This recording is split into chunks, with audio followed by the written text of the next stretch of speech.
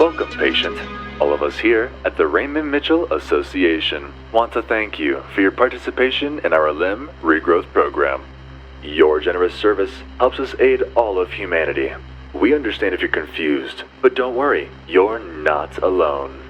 There is another patient to keep you company in our facility, and they're very eager to meet you. All we ask is that you play a game of chance with your new friend to determine the effectiveness of our procedure. There is a small penalty for losing, but luckily for you, the very nature of this program means you won't suffer any permanent damage. In the following room, you will see a game board representing the maze in our facility, with the human statuette representing you. Your goal is to navigate through this maze and find a way out.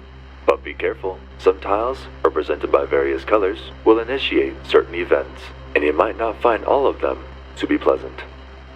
A small cabinet has been provided for you to store all of the useful items you come across. Hover over items to see their descriptions, and left-click to move them on and off the provided medical tray to equip them. Be sure to use your items strategically, as once they are used, they are gone forever. In the case that you need to hear this message again, please feel free to replay it from the phonograph in the following room.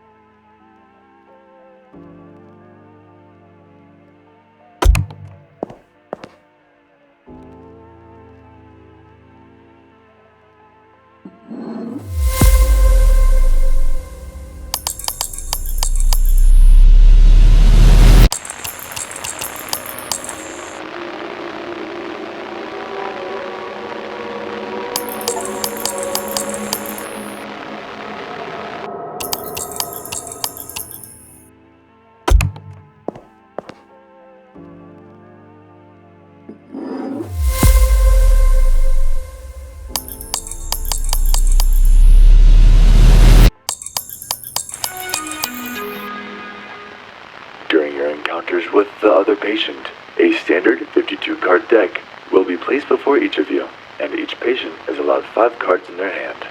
Luckily for you, since you're the challenger, you'll always start first. All revealed cards will be moved to the discard pile off to the side. You will only be able to redraw once you've used all the cards in your hand. Of course, and your deck won't be shuffled until all cards have been sent to the discard pile. In each deck, there are 31 safe cards, 16 death cards, and 8 joker cards. Drawing a safe card allows you to pass your turn with no consequences. But if you draw a death card, you will unfortunately have to relieve yourself of one of your fingers. Additionally, for your convenience, there will be a monitor keeping track of the amount of death cards currently on the table. If 3 jokers are drawn, an execution will begin.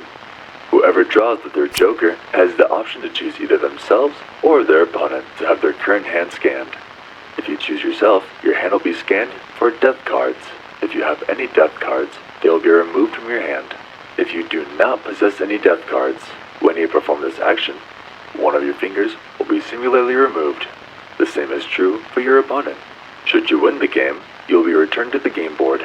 Should you lose all your fingers within an encounter, you will permanently lose 2 fingers and return to the board. This procedure is still a work in progress after all. Regrettably, if you permanently lose all your fingers, you will no longer have the opportunity to be a part of this wonderful project, and you will be retired. Any fingers you collect from your opponents can be kept and traded for items in the item shop, the location of which is noted in blue on the game board. You can see your collection of fingers in a jar located in the game board room cabinet. In case you need to hear this message again, please feel free to replay it from the phonograph located in the game board room.